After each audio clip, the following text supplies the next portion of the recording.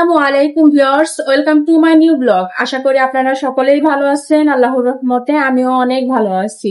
আপনাদেরকে লাইক এবং সাবস্ক্রাইব করার কথা না বললে আপনারা দেখে সাবস্ক্রাইবও করেন না, লাইকও করেন না। আমার ভিডিও দেখেন ঠিকই, কিন্তু কেউ আমাকে লাইক করছেন না, আমাকে সাপোর্ট করছেন না। আপনাদের একটা সাপোর্ট আমাদের যারা ভিডিও বানায় তাদের ভিডিও বানাতে অনেক বেশি মোটিভেট করে। দয়া করে আমাকে সবাই সাপোর্ট করবেন এবং আমার চ্যানেলটাকে সাবস্ক্রাইব করবেন এবং আমার ভিডিওতে একটি লাইক দিয়ে যাবেন।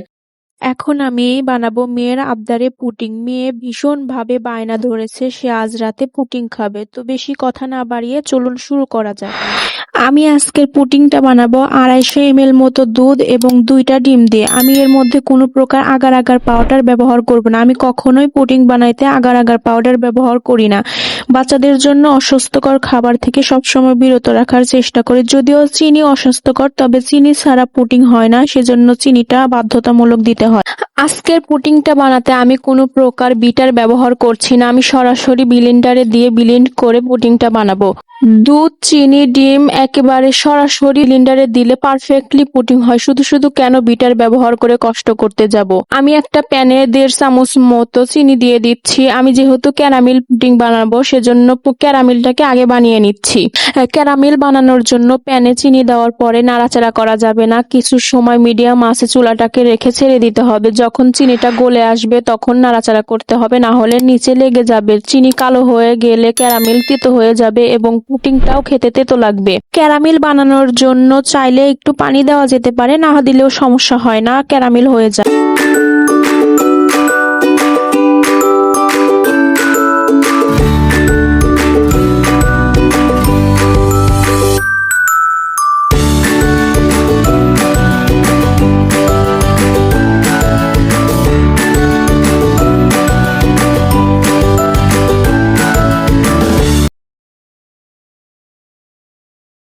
ক্যারামেল হয়ে গিয়েছে। আমি এখন কেকের যে লাভ মোল্ড আছে সেই মোল্ডে ঢেলে নিচ্ছে। আমি নতুন এক্সপিরিয়েন্স করতে পছন্দ করি, তো আমি আজকে ভাবলাম যে আজকে পুডিংটাকে আমি লাভ মতো করে বানাবো, সেজন্য আমি লাভের যে মোল্ড আছে কেকের, সেই কেকের মোল্ডে ঢেলে নিচ্ছি।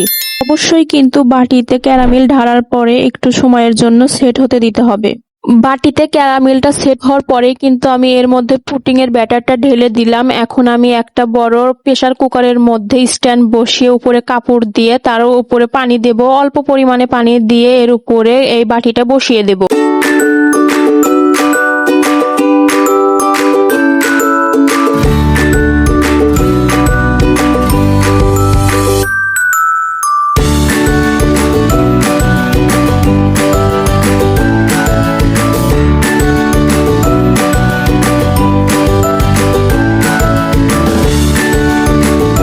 এখন আমি একটা কাচের ঢাকনা দিয়ে ঢেকে দিচ্ছি। কাচের ঢাকনা দিয়ে ঢেকে দিলে হয় কি, উপর থেকেই ও সবকিছু দেখা যায়, এতে বোঝা যায় যে হলো কি হলো না।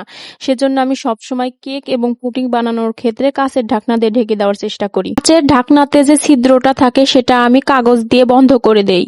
আমি একটু আঙ্গুল দিয়ে চেপে চেপে দেখছিলাম আসলে হয়েছে কিনা। চারপাশে হলেও মাঝখানে একটু কাঁচা কাঁচা রয়েছে, সে দিয়ে ঢেকে রেখে দিলাম। আমি আবারও দেখছিলাম হয়েছে কিনা। এবার হয়ে গিয়েছে। দেখেন, চামচ দিয়ে আমি দেখছিলাম, চামচের সাথে কোনো প্রকার ভয় নেই। যদি চামচের সাথে ভরে থাকতো তাহলে বোঝা যেত যে এটা এখনো হয়নি। এখন আমি একটা প্লেটে ঢেলে নেব, সেজন্য মোল্ডের চারপাশ থেকে ছাড়িয়ে নিতে।